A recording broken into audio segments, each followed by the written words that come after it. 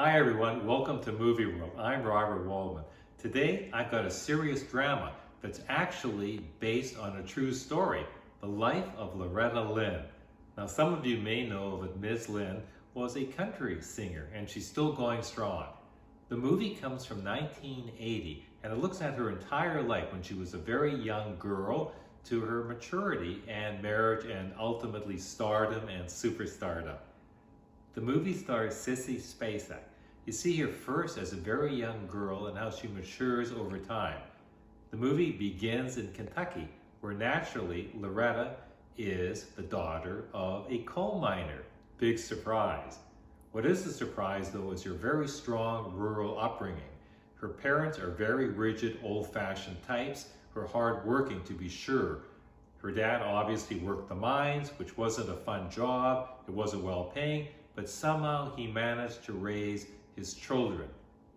Then, from out of nowhere, enters into the picture a very dashing military man, a man fresh home from the war.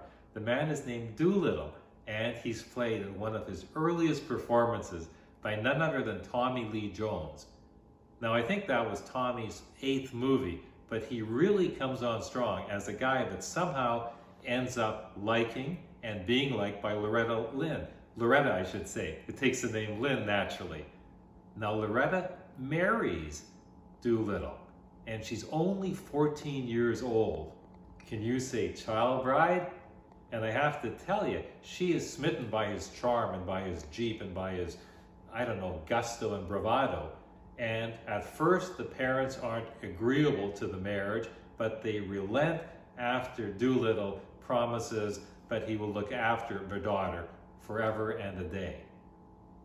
What's interesting is that this movie is very sad and strong and dramatic. For example, we see the initial liaison of the pair at a hotel where you could see Doolittle may be guilty of rape.